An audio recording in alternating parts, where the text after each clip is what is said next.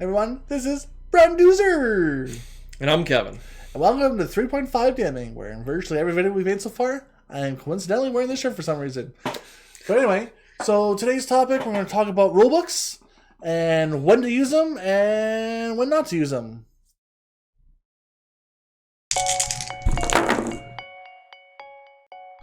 Alrighty, so the idea behind this video today is talking about rulebooks. Now, in the 3.5 world, there's tons of rulebooks, magazines, lots of stuff. And what seems to be the consensus in making the 3.5 world kind of go crazy is everyone and their dog will use a million rulebooks to play their campaign. Mm-hmm. So what happens is the time you hit level 10, you're killing epic monsters. Like this book here, Epic Level Handbook, level 10, you're killing epic monsters because feat stacking and all this crazy garbage. Yeah. So when I play, when I DM, I like these books. This book is good for epic levels, but I stick with these three core rulebooks. Yeah. And the thing with that is, if you stick with just these books, you can fight these monsters, and it's actually fair. So with that being said, again, there's a million different books. So ways on how to make that so you can play with different books. One suggestion might be, like, let's say, for example, you want to be in an Oriental type setting, like say medieval China, Japan, something like that.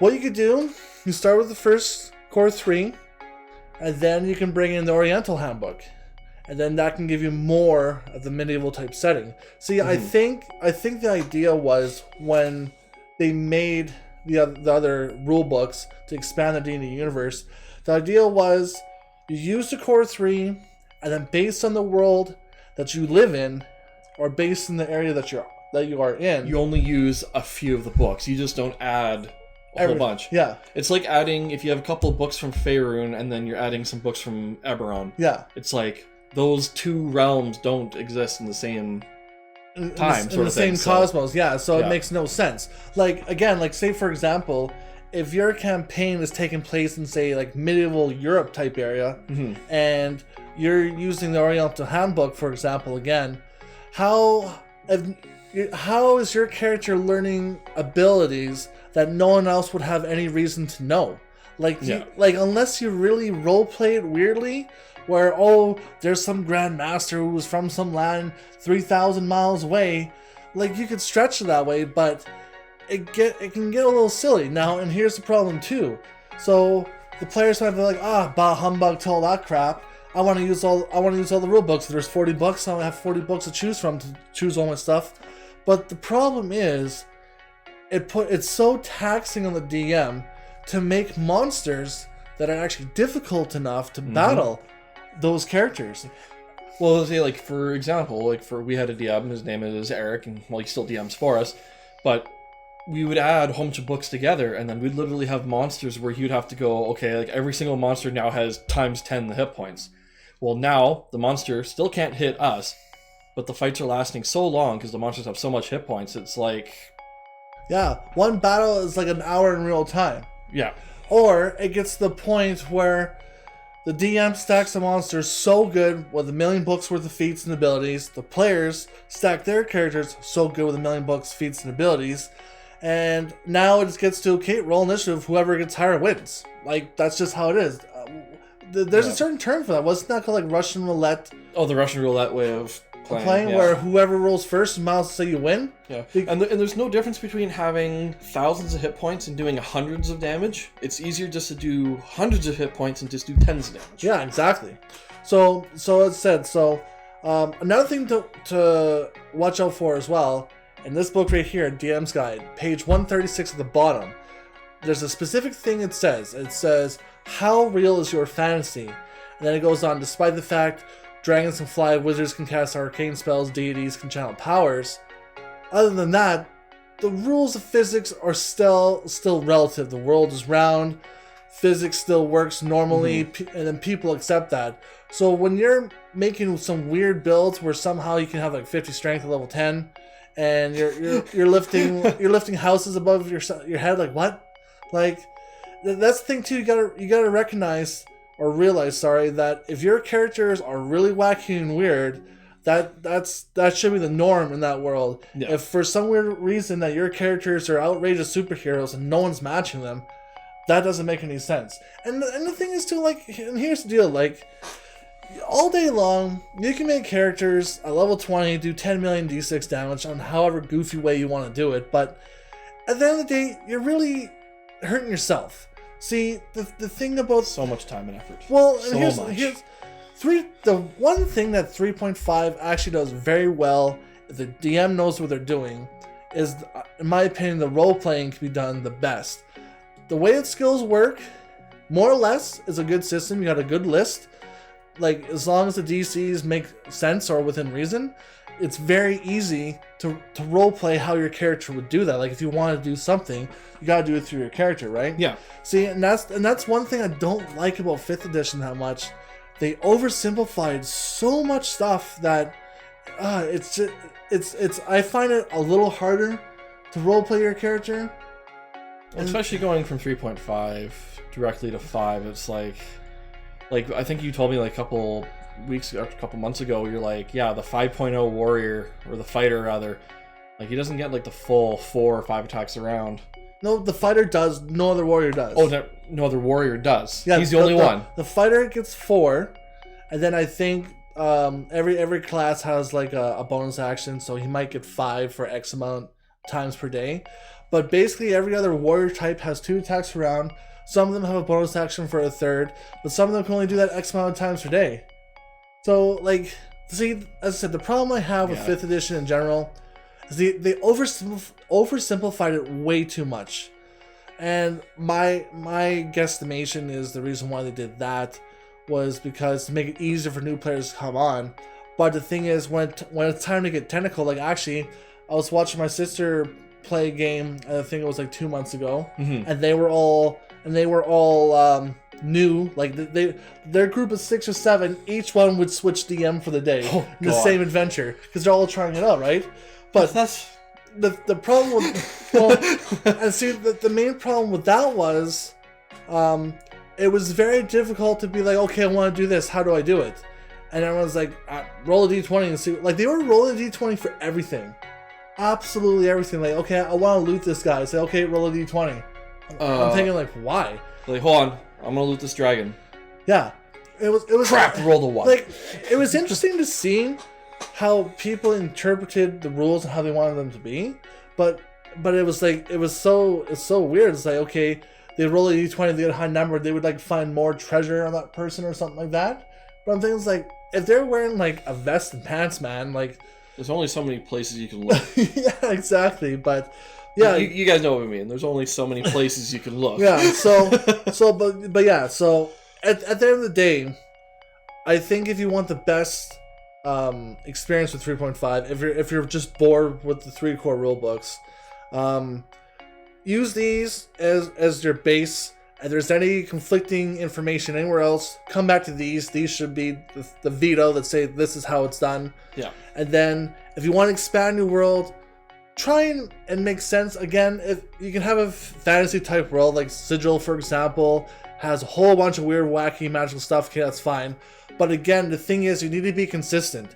If you have crazy characters and you have crazy monsters, the world's going to be crazy. If the world's not crazy and you only have crazy characters and monsters, it doesn't match. And I don't know. Like, if that's what you guys like to do, then so be it. But for us, when we do things on this channel, like when we talk about items and all that stuff, the 3 core rule books is basically what we stick with, unless there is something really goofy we need to find. Like when we did the Ring of Gax video, was it? Mm-hmm. We had to find fast healing. There's no fast healing in this. I had to look in Complete Divine for it. Yeah, exactly. So if we have to, we will.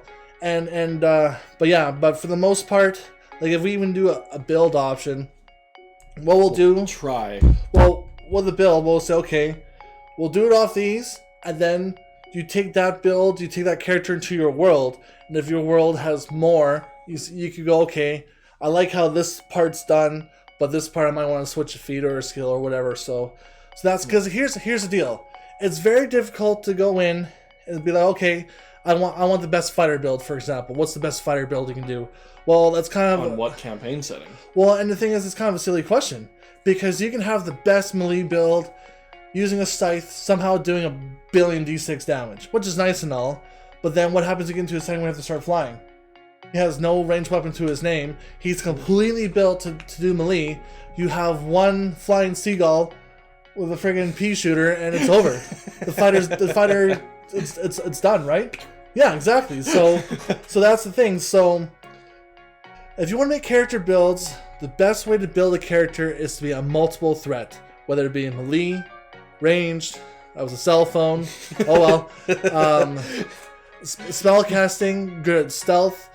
Sometimes you need to retreat, so if you need to retreat, make sure you have an escape plan. Characters that have more threat range are much better than a character who does one thing super well. As I said, fighter does a billion d6 damage to the scythe. That's nice and all, but if you have to start flying, and if he can't fly, and then everyone's in the air doing all the fighting, well, then he's useless, right? Well, also the counter argument too. If you have a mage or a wizard, and he casts fly on you, and well, there you go. That counters that. But yeah. Well, what happens if fly gets dispelled? Then you're fallen. Exactly. So as I said, so anytime you guys think of character builds, try and make your character multiple threat. And again, skills.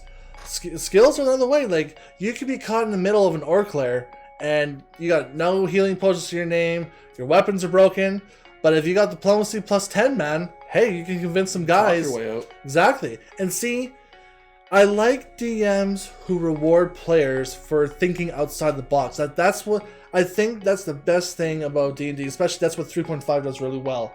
You can really do some silly, zany things, creative ways of doing things like that. No. And that's what I really like about that. So think about that as well. Like that thing like rogues. Rogues have a huge skill selection. Take some bluffs, take some diplomacies. So if you get Have caught, fun with it. yeah, and if you get caught in a sticky situation, you don't have to attack your way out. You can bluff your way out. Yeah. So even with a fighter too, like if you're a fighter with 14 intelligence, if you're human, that's 5 skills. You can take the 4 boring ones like jump, climb, swim, and whatever. But then have 1 cross-class skill, whether it's bluff, diplomacy. You never know. Might just be enough to get out of a sticky situation. Yeah. So and also keep in mind too that we're not saying it's like, oh, don't do the mixing of all the books together. It's not recommended. We're not, dissing it in any way, because I'm not gonna lie, I am a fan of min-maxing. Yeah. So you know that my character has to have the most strength or whatever. Yeah. But my DM knows this, and he is prepared for it. But if you have a DM that is not prepared for it, and you start adding in all these extra books, you're going to start having some loophole rules, and you're going to start getting some stupid stuff like that nut pun and pun, the kobold and the little squirrel guy. Get all that craziness in there. Oh, yeah? That's mixing all the books and home to loophole rules and stuff. So basically it comes down to the way you like to play the game, but for I say, you know what, like, try and keep your rule books down to 5 or 6 at the most. Don't mix 20, 30, 40. Yes, there could be 100, who knows. But like as I said, because 3.5 has been out since like 2003, so that's 16 years.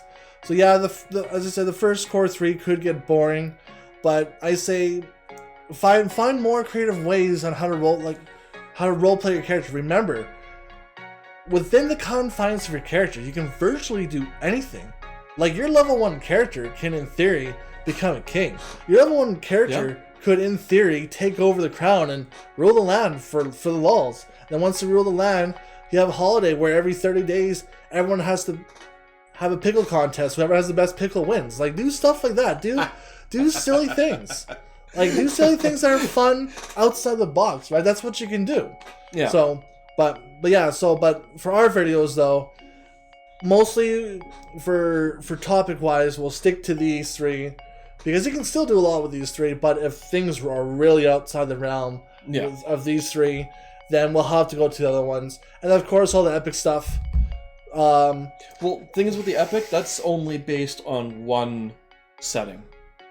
3.0? Is that what you're talking about? Yeah, like no, I mean like what's this major? I can't remember. I'm not good with Epic. That's the only one I haven't played a lot of. But what is the major city that's in the Epic Player's Handbook? Oh, Union. Union. Yeah. Yeah, that's only in one Well, that campaign setting. Like, you can't add like all those extra books into that, because then stuff's get weird. See, here's the thing about Union. Union is a place that they basically made to make it so theoretically it could be possible. Like Union connects to everywhere in the multiverse. So in theory you could, but see, again, like if you want to use 100 rule books to make a character, I can't really stop you, but like, still not recommended though. Like, why do thousands of damage when enemies have hundreds of hit points? Do you want to be so good there's no challenge? See, to me, I like it when my character's like level, say, 15, and then now the Tarrasque is rampaging across the land. And I'm not thinking, at level 15, I'm like, oh, this is probably not worth fighting. Gotta either save the land or pillage the land afterwards or whatever. I'm not thinking, oh, lol, it's Tarrasque, I'll just take it out in 3 rounds and the fight's done. Like big epic monsters should be a threat at the time that they come. And I like that.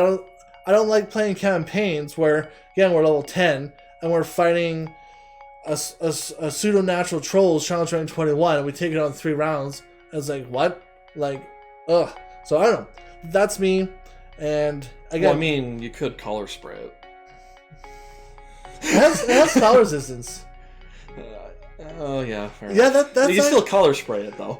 Ironically enough, yeah. That's crazy because it's still unless it has 6 hit. No, it's still 1 round. 5 hit dice or more is 1 round. That's right. You can color spray it. Lol. So that's our 3 cents. I always like to give a little more.